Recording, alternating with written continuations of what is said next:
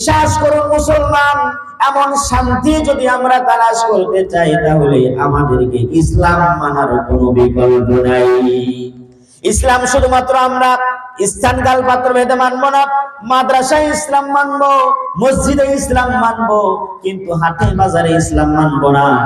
সেক্রেটারিয়েটে ইসলাম চলবে না, সংসদ ভবনে ইসলাম থাকবে না, ব্যবসায় ইসলাম থাকবে না, আমার চাকরিতে ইসলাম থাকবে না। তাহলে নামাজ আর রোজা রেখে আমাদের কপালে শান্তি জুটবে না, কোনদিন শান্তি মিলবে না। শুধুমাত্র নামাজের ভিতরে নামাজ পড়ে হজ করে যাকাত দিয়ে ফরমালিটির নাম ইসলাম নয়। ইসলাম মানে রান্নাঘর থেকে শুরু করে বঙ্গভবন পর্যন্ত প্রতিটি সেক্টরে প্রতিটি জায়গায় ইসলাম চলবে, তবেই দেশে শান্তি মিলবে। কথা বলেন ঠিক কিনা? তবেই শান্তি মিলবে, নইলে শান্তি পাওয়া যাবে না।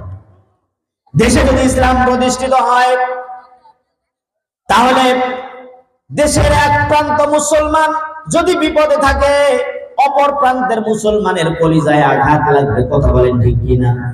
আজকে ফিলিস্তিনের মুসলমানরা নির্যাতিত, যাদের ভিতরে ঈমান আছে, আমরা বাংলাদেশে বসে তাদের জন্য আফসোস করি, তাদের জন্য দোয়া করি, করি কি করি না?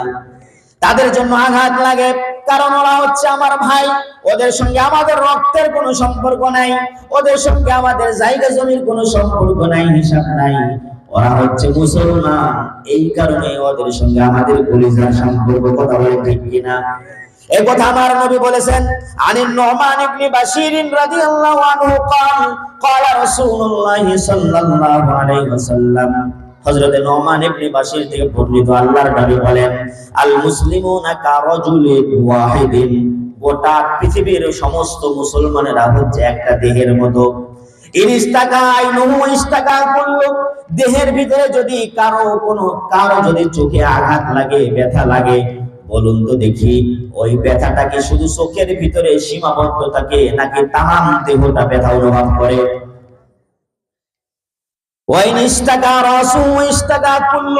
মাথার একটা চুলে যদি কাউর আঘাত লাগে, মাথায় যদি কাউকে আঘাত লাগে, তাহলে মাথার আঘাতটা শুধুমাত্র মাথায় সীমাবদ্ধ থাকে নাকি গোটা দেহের ভিতরে অনুভব হয়? হয় কি হয় না? মাথায় যদি আঘাত লাগে, হাত স্ট্রাইক করে না, হাত বলে না আমি ধর্মঘট করলাম, বেটা মাথা, তোর মাথা ফেটে চৌচির হয়ে গেছে, আমি তোর জন্য কোনো উপকারে আসবো না, এই কথা হাত বলে নাকি? অথচ মাথায় আঘাত লাগার সঙ্গে সঙ্গে হাত ওই জায়গায় চলে যায়, হাত দিয়ে আঘাত করে। এরপরে পা বলে না মাথা তোর আঘাত লাগছে, তুই উপরে থাকিস আর আমি নিচে থাকি, আমি তোর কোনো উপকারে আসবো না, এই কথা বলে না, বরঞ্চ পা দৌড়াইয়া চলে যায় হসপিটালের দিকে। কথা বলেন ঠিক কিনা? আবার এই জায়গায় মেমোরি আছে, মুখ আছে, মুখ এই কথা বলে না যে মাথা তোর আঘাত লাগছে আমি চুপ করে থাকবো, এই কথা মুখ বলে না, জবান বলে না, জিহ্বা বলে না। এইবার দৌড়াই ডাক্তার কাছে গিয়া জিহ্বাই বর্ণনা দেয় কেমনে আঘাতটা পাইছে। কথা বলেন ঠিক কিনা? আল্লাহর নবী বলেন, দেখো দেহের একটা অঙ্গ প্রত্যঙ্গে যদি আঘাত লাগে, যেমনি ভাবে গোটা দেহ তার কল্যাণে এগিয়ে আসে, অন্যান্য অঙ্গ প্রত্যঙ্গগুলি তার কাজে এগিয়ে আসে, ঠিক তেমনি ভাবে তামাম পৃথিবীর মুসলমানেরা একটা দেহের মতো। ফিলিস্তিনে যদি মুসলমানরা নির্যাতিত হয়, বাংলাদেশের মুসলমানের কলিজায় আঘাত লাগতে হবে।